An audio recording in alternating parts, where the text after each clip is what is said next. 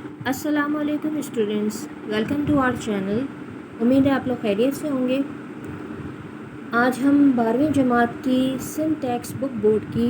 नई उर्दू की किताब गुलज़ार उर्दू का सबक नंबर 5 पढ़ेंगे और इसको समझेंगे। इसके मुसन्निफ़ का तारुफ भी पढ़ेंगे और इसके मुश्किल अल्फाज को भी समझेंगे। मैं जैसे अपनी हर वीडियो में कहती हूँ कि पेन और कॉपी अपने पास रखा करें ताकि मुश्किल अल्फाज के माने आप अपने पास लिख सकें। उन असबाब को समझने के बाद आप इस काबिल हो जाएंगे कि उनके सवाल व जवाब, खुलासा, इक्तिबासात, हवाले अपने अल्फाज में लिख सकेंगे। चैप्टर मुशायरा डॉक्टर फरमान फ़तेहपुरी ने लिखा है और ये इनकी किताब है उर्दू ज़ुबान व अदब की इफ़ादियत, उससे माखूज़ है। डॉक्टर फरमान फ़तेहपुरी की पैदाइश 1926 में हुई और इनकी वफ़ात 2013 में हुई। इनकी तसानीफ़ में अदबियात और शख्सियात, हिंदी उर्दू तनाज़ा, इकबाल सबके लिए, उर्दू की नातिया शायरी, उर्दू की मंजूम दास्तानें, उर्दू ज़बान व अदब, ये सब इनकी तसानीफ़ में शामिल हैं। इस चैप्टर मुशायरा में दरअसल इन्होंने मुशायरे की जो तारीफ़ है वो बयान की है कि मुशायरा क्या होता है, कितनी किस्म का होता है और इसमें क्या क्या शर्तें होती हैं मुशायरा होने के लिए, और शायर के लिए किन किन चीज़ों का होना ज़रूरी है, सामीन किन चीज़ों की पाबंद हैं। इस तरह की बहुत सारी चीज़ें मुशायरे के हवाले से इन्होंने इस चैप्टर में समझाई हैं। चलें अब इसकी रीडिंग करके इसको अच्छी तरह समझते हैं। कई अफराद का यकजा होकर शेर पढ़ना या एक दूसरे को शेर सुनाना मुशायरा कहलाता है। यकजा होने से मुराद है एक जगह जमा होना। एक फ़र्दी मुशायरे को यानी एक शख्स के मुशायरे को जिसमें सिर्फ़ किसी एक शायर को सुना जाए या पढ़वाया जाए बएतबार मानी मुशायरा कहना मुनासिब ना होगा। यानी इन्होंने कहा है कि अगर एक शख्स मुशायरे में शामिल है और सिर्फ वही पढ़ रहा है शायर के तौर पे, तो इस तकरीब को मुशायरा कहना मुनासिब नहीं होगा। शेरी नशिस्त, शेरी तकरीब, तारुफ़ी तकरीब शेरी, एजाज़ी नशिस्त शेरी वग़ैरह कहना बेहतर होगा। हमारे यहाँ हर किस्म की शेरी तकरीब या नशिस्त अमूमन मुशायरा ही कहा जाता है और ये भी लफ्ज़ का मानवी तसर्रुफ़ है और दुरुस्त है। तसर्रुफ़ से मुराद है इख्तियार या लफ्ज़ी तौर पे कब्ज़ा होना। मुशायरे ने ज़ौक़ सुख़न को संवारने और मज़ाक़ सलीम को उस्तवार करने में बहुत अहम किरदार अदा किया है। यहाँ ज़ौक़ सुख़न से मुराद शेर व शायरी से दिलचस्पी है, यानी अदब से, पढ़ने पढ़ाने से, इन चीज़ों से, किताबों से दिलचस्पी को कहते हैं ज़ौक़ सुख़न। मज़ाक़ सलीम किसी चीज़ को समझने का हुनर या इतना खूबसूरत सलीकामंद वाला ज़ौक़ या सुथरा ज़ौक़ जिसमें आप कोई अच्छी बात करें, कोई ऐसी प्यारी बात करें जिसके कोई मायने हो या किसी बात की गहराई को समझ सकें आप। उस्तवार करने से मुराद मुस्तहकम होना या जिसने अटल होना या किसी चीज़ पे यकसा रहना, मुसलसल होना, हतमी तौर पे कायम रहना।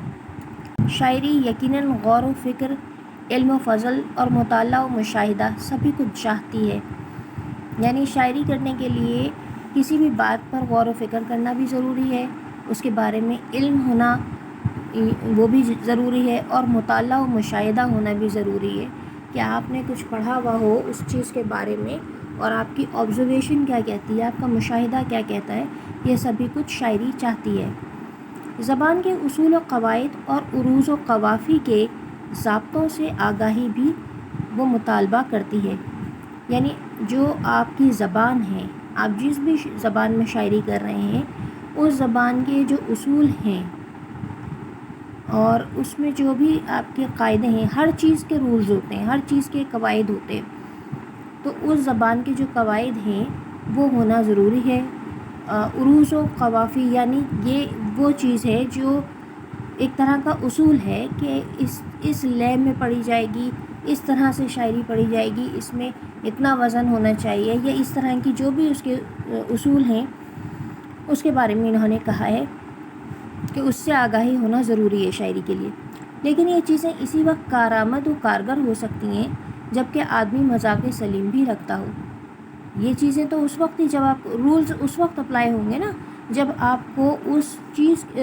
کے بارے میں آپ میں یہ ہنر ہوگا کہ آپ کسی بات کی گہرائی کو بڑے سادہ الفاظ میں کہہ سکیں اور اپنی بات شاعری کے ذریعے سے دوسروں تک آسانی سے پہنچا سکیں یا دوسرے اس چیز کو سمجھ سکیں۔ مذاق سلیم کتابوں کے مطالعے سے نہیں بلکہ شعر و ادب کے ماحول میں ایک مدت تک زندگی بسر کرنے سے اور ذہنی تربیت پانے سے میسر آتا ہے۔ یعنی ایسا ہنر کہ آپ کسی بھی بات کی گہرائی کو سمجھ سکیں، اس کو سلجھا سکیں، اس پہیلی کو جو اس شعر کے اندر ہے۔ تو یہ ساری چیز آپ کے اندر یہ ہنر کتابیں پڑھنے سے نہیں آتا، بلکہ ایسے ماحول میں جہاں پر آپ بہت عرصے سے شعر و شاعری کو پڑھ رہے ہوں، سمجھ رہے ہوں، لوگوں میں اٹھ بیٹھ رہے ہوں، جو شعری ذوق رکھتے ہوں، تب آپ ایسی تربیت پاتے ہیں، ایسی ذہنی تربیت پاتے ہیں کہ آپ ان اشعار کو، ان شاعری کو آسانی سے سمجھ سکیں۔ چنانچہ شاعر ہونے کی اولین شرط یا ضمانت علمی قابلیت نہیں، یعنی شاعر ہونے کے لیے یہ شرط نہیں ہے کہ آپ کی قابلیت بہت زیادہ ہو، آپ بہت زیادہ ڈگریاں رکھتے ہوں۔ خوش مذاقی اور ذوق شعر کی پختگی اور شائستگی ہے، یعنی اگر آپ میں سینس آف ہیومر ہے، آپ میں ایک اچھا ذوق ہے، آپ شعر کو پڑھ سکتے ہیں، سمجھ سکتے ہیں، اس کی پختگی کو سمجھ سکتے ہیں، اس کی باریکی کو آپ سمجھ سکتے ہیں، اور آپ اس کی شائستگی کو سمجھ سکتے ہیں کہ اس شعر میں کہا کیا جا رہا ہے، تو آپ اس قابل ہیں کہ آپ شاعری کو سمجھ سکیں۔ اگر یہ چیزیں میسر ہوں تو پھر علم و فضل سونے پہ سہاگا کا کام کرتا ہے، یعنی اگر آپ میں یہ ہنر ہے کہ آپ شعر کو سمجھ سکیں اور اوپر سے آپ نے علم بھی حاصل کیا ہوا ہے، آپ کے پاس بڑی بڑی ڈگریاں ہیں، آپ میں قابلیت ہے، تو یہ سمجھ لیجئے کہ سونے پہ سہاگے کا کام ہو رہا ہے۔ سونے پہ سہاگا ایک محاورہ ہے جس کے معنی ہیں، اگر آپ انگلش میں کہیں تو آئسنگ آن دا کیک، یا یہ کہہ سکتے ہیں کہ چار چاند لگ جانا، آپ کی اس شاعری میں 4 چاند لگ جائیں گے۔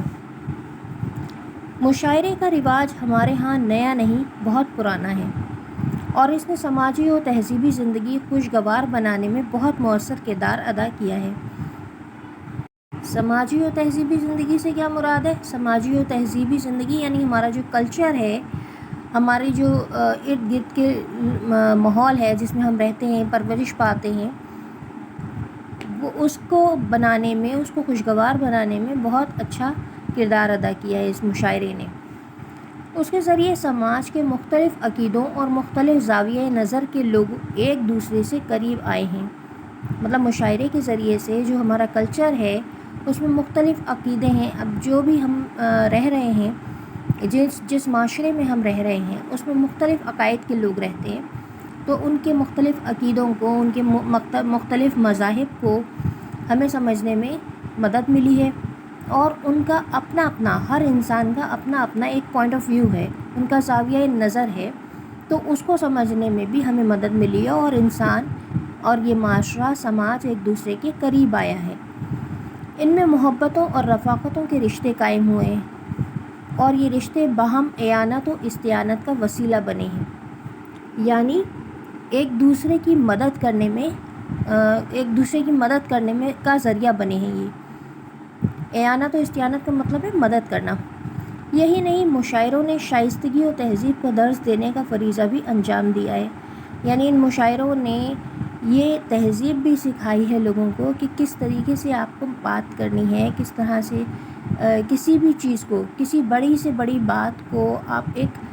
ہلکے پھلکے انداز میں، کس شائستگی کے ساتھ، کس تہذیب کے ساتھ آپ دوسرے تک کنوے کر سکتے ہیں، پہنچا سکتے ہیں۔ آداب مجلسی سے آشنائی اور آداب کو برتنے کا سلیقہ بھی بہتوں کو مشاعرے نے سکھایا ہے، یعنی کسی محفل میں بیٹھے ہیں، آداب مجلسی ہے، مطلب آداب مجلسی سے مراد کوئی جگہ ہے جہاں پہ آپ گئے ہیں، کسی کی محفل میں گئے ہیں، اور وہاں پہ بیٹھنے کے کیا آداب ہیں، آپ کو وہاں کس طرح سے لوگوں سے ملنا ہے، کس طرح سے سلیقے سے بات کرنی ہے، تو یہ بھی مشاعروں نے بہت سارے لوگوں کو سکھایا، بہتوں سے مراد بہت سارے لوگوں کو سکھایا ہے۔ اس اعتبار سے مشاعرہ محض شعرستان یا شعر پڑھنے کی بیٹھک تک محدود نہیں، یعنی اس طرح سے اگر آپ کہیں کہ اس طرح سے لوگوں کی تربیت کی ہے مشاعرے نے، تو یہ کہنا غلط نہیں ہوگا کہ وہ جو شعرستان ہے یا مشاعرہ ہے یا شعر پڑھنے کی جگہ ہے یا بیٹھک جو ہے، وہ صرف شعر پڑھنے کے لیے ہی محدود نہیں رہا ہے، بلکہ اس نے ایک بڑی تہذیبی تربیت گاہ بھی درجہ حاصل کر لیا ہے، یعنی وہ عوام کو یا معاشرے کی تربیت کا بھی ایک بہت بڑا ذریعہ ہے۔ مشاعرہ فرشی نشست کا ہو یا غیر فرشی، یعنی دری چاندنی بچھا کر زمین پر بٹھا دیا گیا ہو مشاعرے میں، یا ٹیبل چیئر لگا کے غیر فرشی بٹھایا گیا ہو، اس میں شریک سارے شعراء اور سامعین کو اس کے آداب مجلسی کی پابندی کرنی پڑتی ہے، یعنی اس میں جتنے بھی لوگ شامل ہیں، چاہے وہ شعراء ہوں یا سامعین ہوں، یعنی شاعر ہوں اور سننے والے ہوں، ان سب کو اس آداب مجلسی کی پابندی کرنی پڑتی ہے، وہاں پہ اس کا پروٹوکول کو جاری رکھنا پڑتا ہے کہ عام سماجی زندگی میں کسی شخص کو کتنا بھی بلند مقام یا مرتبہ کیوں نہ حاصل ہو، جب وہ مشاعرے کی محفل میں شریک ہوگا اسے سارے ضابطوں کی پابندی کرنا ہوگی۔ مطلب عام زندگی میں کوئی شخص کتنا ہی بڑا مقام کیوں نہ رکھتا ہو، لیکن اگر مشاعرے میں آپ بیٹھے ہیں تو ایسا نہیں ہے کہ آپ سب سے علیحدہ ہو کر اپنے آپ کو بہت اونچا ظاہر کریں اور دوسرے لوگوں کو نیچا ظاہر کریں، یا اس قسم کی کوئی ایسی حرکت کریں جس سے دوسرے آپ کو مغرور سمجھیں یا ایسی کوئی بات ہو۔ تو سارے ضابطوں کو جو بھی پابندیاں وہاں پر ہیں کہ ادب آداب کا خیال رکھنا ہے آپ نے، اگر وہ ایسا نہ کر سکے گا تو بدذوق، غیر مہذب اور ناشائستہ کہلائے گا۔ جو بھی اس محفل میں شامل ہے، چاہے وہ سامع ہے یا شعراء میں سے ہے یا سامعین میں سے ہے، تو جو بھی ان اصولوں کی پابندی نہیں کر سکے گا وہ بدذوق، غیر مہذب کہلائے گا۔ یہ باتیں یوں ہی نہیں کہی جا رہی ہیں، مشاعرے کی تاریخ میں اس کی متعدد مثالیں موجود ہیں، متعدد سے مراد بہت ساری۔ صرف ایک مثال دیکھتے چلیے، اب سے تقریباً 300 سال پہلے کی بات ہے، اردو کے مشہور غزل گو شاعر میر و سودا کے معاصر خواجہ میر درد کے یہاں ہر مہینے کی آخری تاریخوں میں ایک بزم مشاعرہ منعقد ہوتی تھی، یعنی یہ اس وقت کی بات کر رہے ہیں جب 300 سال پہلے شاعری ہوتی تھی، یعنی جو غزل گو مشہور شاعر تھے میر اور سودا، ان کی جب مشاعرے ہوتے تھے تو ایک بزم مشاعرہ منعقد ہوئی، یعنی بزم کہتے ہیں محفل کو، مشاعرے کی تقریب یا محفل منعقد ہوئی، اس کا انعقاد ہوا۔ اس میں امیر و غریب سبھی بشمول نوابین و شاہان وقت شریک ہوتے، یعنی نوابین سے مراد نواب اور شاہان وقت سے مراد اس وقت کے امراء یا امیر لوگ، اور بقول محمد حسین آزاد ان محفلوں میں باادب ہو کر بیٹھتے تھے۔ ایک مشاعرے میں سلطنت مغلیہ کے چشم و چراغ شاہ عالم ثانی آفتاب بھی شریک تھے۔ مشاعرہ جاری تھا، شاہ عالم آفتاب ثانی نے پاؤں میں درد محسوس کیا، یعنی چشم و چراغ سے مراد ان کے فرزند یا بیٹے جو سلطنت مغلیہ سے تعلق رکھتے تھے، نتیجتاً انہیں قدرے پاؤں پھیلا کر بیٹھنا پڑا۔ خواجہ میر درد نے اس انداز نشست پر ان کو ٹوکا، یعنی اس طرح سے ان کے بیٹھنے پر ان کو ٹوکا۔ شاہ عالم نے پاؤں کے درد کا ذکر کرتے ہوئے معذرت چاہی۔ اس پر بھی خواجہ میر درد نے کہا، جب پاؤں میں درد تھا تو مشاعرے میں شرکت کی کیا ضرورت تھی؟ اس ایک واقعے سے قیاس کیا جا سکتا ہے کہ مشاعروں نے ہماری تہذیبی اور ثقافتی زندگی کو کس طرح سے شائستہ و مہذب بنایا ہے۔ قیاس سے مراد یہاں پر اندازہ لگانا ہے، مشاعروں میں ہماری تہذیب اور ثقافتی زندگی کس طرح سے مہذب طریقے سے انہوں نے بنایا۔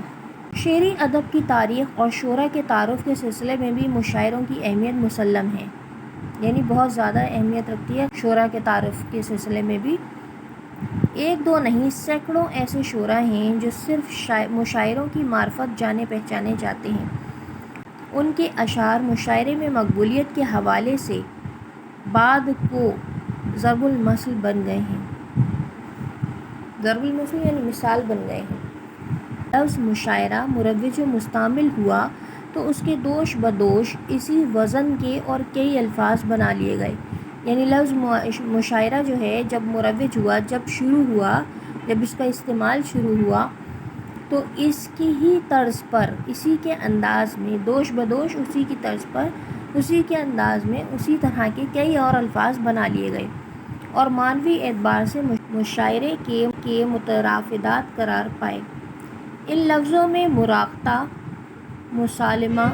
مناظمہ اور مغازلہ خصوصیت سے قابل ذکر ہیں۔ یعنی یہ جو جتنے بھی لفظ استعمال ہوئے یہ سارے کے سارے مشاعرے کے دوسرے نام سمجھ لیجئے کہ مشاعرے کو ہم ان دوسرے ناموں سے بھی پکار سکتے ہیں۔ مشاعرے کو اس کے مصنوعی وسعت، تخصیص، حیت و موضوعاتی حلقہ بندی کے لحاظ سے کئی ناموں سے پکارا جاتا ہے۔ یعنی جو مشاعرہ ہے اس کو مختلف انداز میں اگر مختلف حصوں میں بانٹ دیا جائے تو مختلف نام اس کو دیے جا سکتے ہیں۔ مثال کے طور پہ جیسے نعتیہ مشاعرہ ہے، اس میں صرف نعتیں ہی پڑھی جائیں گی۔ حمدیہ مشاعرہ ہے، اس میں حمد پڑھی جائے گی۔ رسائیہ مشاعرہ ہے، طرحی مشاعرہ ہے، غیر طرحی مشاعرہ ہے، تمثیلی مشاعرہ ہے، نجی مشاعرہ ہے اور پبلک مشاعرہ ہے۔ تو تمثیلی مشاعرہ ان مشاعروں کو کہا جاتا ہے جن میں قدیم مشاعروں کی سج دھج اور کلاسیکی محفل شعر کی فضا میں بعض مرحوم شعراء کی نمائندگی مختلف افراد سے کرائی جائے۔ یعنی بہت سارے ایسے قدیم شاعر ہیں جو بہت بڑے بڑے نام ہیں لیکن وہ اب انتقال کر گئے ہیں، تو ان کی شاعری کو کئی مختلف لوگ جو ہیں، کئی مختلف افراد ان کی شاعری کو وہاں پر دہراتے ہیں۔ تو ایسا مشاعرہ جو ہے وہ تمثیلی مشاعرہ کہلاتا ہے۔ اس قسم کا پہلا یادگار مشاعرہ مرزا فرحت اللہ بیگ کا مرتب کردہ ہے، یعنی انہوں نے اسے تخلیق کیا تھا۔ ایسا مشاعرہ پہلی بار انہوں نے اس کو آرگنائز کیا تھا۔ مرتب کردہ مینس آرگنائز کرنا۔ دہلی کی آخری شمع اس مشاعرے کا نام تھا جو پہلی بار مرزا فرحت اللہ بیگ نے ارینج کیا۔ پھر اس کی تقلید میں یعنی اسی کو فالو کرتے ہوئے، اسی چیز پہ چلتے ہوئے، اسی کی تقلید میں تمثیلی مشاعرے کا رواج چل نکلا۔ البتہ طرحی مشاعرہ ان سب میں قدیم ترین ہے اور اس کی روایت کا سلسلہ حاتم و مظہر جانے جانا کے وقت سے آج تک بڑے پیمانے پر نہ صحیح چھوٹے پیمانے پر صحیح برقرار ہے۔ اور ان طرحی مشاعروں نے ذوق شعری، اصلاح سخن، لفظیاتی تنقید اور نو آموز شعراء کی حوصلہ افزائی اور زبان و بیان کی صحت و صفائی کے باب میں بہت اہم کردار ادا کیا ہے۔ یعنی یہ جو طرحی مشاعرہ کہلاتا ہے یہ بہت قدیم ہے اور اس کی روایت اس وقت سے آج تک بڑے نہ صحیح چھوٹی جگہوں پر کہیں کہیں ایسے آج بھی طرحی مشاعرے ہوتے ہیں۔ ان طرحی مشاعروں میں ذوق شعری یعنی شعر کا ذوق رکھنے والے، اصلاح سخن یا اردو ادب کو یا ادب کو کسی بھی زبان میں ہو اس کی اصلاح کرنے والے، لفظیاتی تنقید یعنی جو الفاظ پر تنقید کریں، اور نو آموز یعنی نئے آنے والے شعراء کی حوصلہ افزائی اور زبان و بیان کی صحت و صفائی یعنی جو بھی آپ کی زبان ہے اس کو بہتر بنانے کے لیے یہ طرحی مشاعرے بہت کارآمد ثابت ہوئے ہیں، بہت اہم کردار ادا کر رہے ہیں۔ کہنے کا مقصد صرف یہ ہے کہ مشاعرے کا ثقافتی ادارہ محض تفریح طبع کا مشغلہ نہیں۔ تفریح طبع سے مراد یہ صرف انٹرٹینمنٹ کا ذریعہ نہیں ہے، یہ ہابی نہیں ہے ایسی کہ صرف انٹرٹینمنٹ کے لیے مشاعرہ کیا جائے، بلکہ شعر و سخن کی تحسین و تفہیم، اپریسیشن اور اس کو بڑھانے چڑھانے کے لیے اور نئے کہنے والوں کی تربیت و حوصلہ مندی کا ایک بہت مؤثر وسیلہ بھی رہا ہے۔ یعنی جو نئے آنے والے شعراء ہیں ان کی بہترین حوصلہ افزائی بھی کرتا ہے۔ مشاعروں کی نجی محفلیں آج بھی کسی نہ کسی انداز سے اس کو برقرار رکھے ہوئے ہیں۔ اس میں خرابی دراصل اس وقت پیدا ہوئی جب پبلک مشاعروں کا رواج عام ہوا اور اس میں خوش گوئی اور خوش فکری سے زیادہ ترنم و خوش گلوئی کو داخل ہوا، یعنی اس وقت خرابی پیدا ہوئی ان مشاعروں میں جو نجی محفلیں ہوتی تھیں، کہ اس کے بعد جب پبلک مشاعرے ہونے شروع ہوئے تو لوگوں نے جو اچھا الفاظ یا خوشگوئی تھی، اچھا بولنے کا انداز تھا، اس سے زیادہ ترنم اور خوش گلوئی، یعنی جو گا کر پڑھا جائے شاعری یا بہت خوبصورت انداز میں پڑھا جائے، اس کا زیادہ دخل ہے کہ اس کو لوگوں نے زیادہ پسند کیا۔ اس خوش گلوئی نے پبلک مشاعروں کے سامعین کے لیے ایک چٹخارا پیدا کر دیا، یعنی جو لوگ گا کر اپنی شاعری پڑھتے تھے ان کے لیے، سامعین کے لیے ایک چٹخارا تھا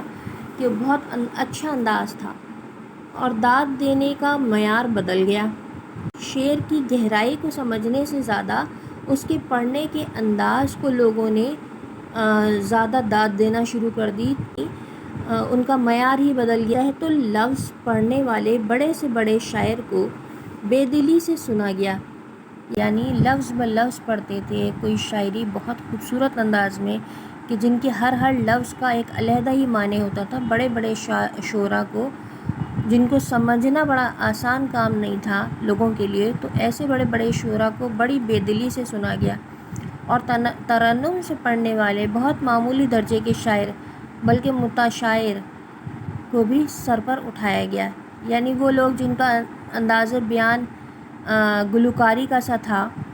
بھلے ان کی شاعری میں دم نہیں تھا لیکن ان کی شاعری کو بہت سر پہ اٹھایا گیا، عوام نے ان کو زیادہ پذیرائی دی، ان کو زیادہ سراہا۔ پھر بھی یہ پبلک مشاعرے عام و خاص دونوں پر ایک خوشگوار اثر چھوڑتے ہیں، خوشگوار یعنی اچھا اثر چھوڑتے ہیں، اور ان کے سامعین یعنی ان کے سننے والے مشاعروں کے بارے میں ایک اچھی رائے لے کر اٹھتے ہیں۔ وجہ یہ ہے کہ پہلے پبلک مشاعرے اسکولوں، کالجوں، یونیورسٹیوں اور دوسرے علمی و ادبی اداروں کی ہم نصابی سرگرمیوں اور بامقصد مشاغل کا ایک حصہ ہوا کرتے تھے، یعنی جو ایکٹیویٹیز ہوتی تھیں، کو سرکولر ایکٹیویٹیز ہوتی تھیں مختلف اسکولوں، کالجز میں، مختلف اداروں میں، تو ان میں مشاعرے کو ایک بامقصد شغل مانا جاتا تھا اور وہ اس کا حصہ ہوتا تھا۔ مشاعرے میں طلباء، اساتذہ، شہر کے عمائدین، اہل علم و ادب اور سخن فہم حضرات بڑے ذوق و شوق سے شریک ہوتے تھے۔ یہ جو یونیورسٹیوں وغیرہ میں مشاعرے ہوتے تھے، ان میں بڑے بڑے لوگ، بہت سارے جو علم و سخن سے اور سخن فہم ہوتے تھے، یعنی شاعری کا ذوق رکھتے تھے، وہ سب لوگ اس میں شامل ہوتے تھے۔ میں نے اسی لیے مشاعرے کو ایک ثقافتی اور روایتی ادارہ قرار دیا ہے۔ روایتی اور ثقافتی ادارے کی صورت یہ ہوتی ہے کہ زندگی کے دوسرے پہلوؤں کی طرح ان کے منظر نامے سیاسی و سماجی عوامل کی تبدیلیوں کے ساتھ بدلتے رہتے ہیں۔ چنانچہ شادی بیاہ اور منگنی کی رسومات و تقریبات سے لے کر میلاد شریف، مجلس مرثیہ خوانی، محفل سماع اور بزم نغمہ و سرور کے اب وہ آداب نہیں رہے جو پہلے سے 50 سال پہلے تک پوری طرح موجود تھے۔ سب کا رنگ و آہنگ بدل گیا ہے۔ یہی صورت مشاعروں کی ہے کہ اب یہ شعر و ادب کی ترویج یا ذوق سلیم کی تربیت سے زیادہ معاشرے کی دوسری سیاسی اور سماجی اغراض کو پورا کرتے ہیں۔ یعنی اگر کسی پولیٹیکل پارٹی کو لوگوں کو جمع کرنا ہے تو وہ کسی مشاعرے کا انعقاد کر دیں گے، یا ایسی کوئی تنظیمیں ہیں جو لوگوں کو اپنے ساتھ ملانا چاہتی ہیں، جوڑنا چاہتی ہیں، تو وہ اس کی زیادہ ترویج کرتے ہیں، اس کے بارے میں زیادہ بات کرتے ہیں ان مشاعروں میں۔ تو وہ جو پہلے مشاعروں کا اپنا ایک ذوق سلیم تھا، ان کی تربیت ہوتی تھی، وہ چیز اب اتنی نہیں رہی ہے۔ چنانچہ آج کل جو پبلک مشاعرے منعقد کیے جاتے ہیں، وہ ایک آدھ کو چھوڑ کر بالعموم اشتہار کے ذریعے ایسی ہی اغراض کے حصول کے لیے کیے جاتے ہیں، یعنی عموماً طور پہ ان کے اشتہار چھپتے ہیں اور انہی مقاصد کے لیے زیادہ تر مشاعرے منعقد کیے جاتے ہیں، آرگنائز کیے جاتے ہیں۔ اس اعتبار سے ان مشاعروں کی افادیت مسلم ہے۔ اس اعتبار سے تو واقعی یہ مشاعرے بہت کارآمد ہیں، بہت فائدہ مند ہیں۔ کشمیر کی آزادی کا مسئلہ ہو، فلسطینیوں کی جدوجہد کا سلسلہ ہو، قومی و صوبائی انتخابات کی مہم ہو، جنگ و امن کی یادگار منانے کی، کسی مرحوم کو خراج عقیدت پیش کرنے کے لیے تقریب ہو، یا کسی زندہ شخصیت کو محترم و معزز بنانے کی، کسی بڑے عشائیے کی معرفت ارباب حل و عقد کے خوش کرنے کا مسئلہ ہو، کسی بڑے عشائیے کہتے ہیں عشاء کے بعد کے کھانے کو، کسی بڑے عشائیے کی معرفت یعنی اس کے ذریعے سے کسی ارباب حل یعنی کوئی ایسا شخص جو آپ کے مسئلوں کو حل کر سکے، اور عقد یعنی نکاح یا شادی کے خوش کرنے کا مسئلہ ہو، یا ذاتی گھریلو تقریب کو ادبی رنگ دے کر خود کو مشتہر کرانے کا، یعنی یہ بتانے کا کہ ہم بہت ہی ادب ذوق رکھتے ہیں اپنے گھر میں مشاعرہ کرانے سے۔ اس طرح کے ہر کام کے لیے جتنا کارآمد مقبول اس وقت مشاعرہ ہے، شاید کوئی دوسرا ثقافتی ادارہ نہیں ہے۔ یہ بات ذہن میں رہنی چاہیے کہ اس وقت ہندوستان، یورپ، انگلستان، چین، کینیڈا، جاپان، آسٹریلیا، امریکہ، موریشیس اور عرب ممالک وغیرہ میں اردو سے دلچسپی رکھنے والوں کی جو ایک بہت بڑی تعداد موجود ہے، اس میں کسی باقاعدہ رسمی تعلیمی و تدریسی تحریک یا ادارے کا اتنا حصہ نہیں جتنا مشاعرے کا ہے۔ اس لحاظ سے یہ ثقافتی ادارہ اردو کے لیے پہلے بھی ایک قوت رہا اور آج بھی ہے۔ امید ہے آپ کو یہ سبق سمجھ میں آ گیا ہوگا۔ بہت جلد اس کے سوال جواب اور MCQs وغیرہ اگلی ویڈیو میں ہم شیئر کریں گے۔ ہماری ویڈیوز پسند آ رہے ہیں تو پلیز سبسکرائب کریں، لائک، کامنٹ اور شیئر کریں تاکہ ہمارا حوصلہ بڑھتا رہے اور ہم اسی طرح آپ کے لیے اچھی ویڈیوز بناتے رہیں۔ بہت شکریہ۔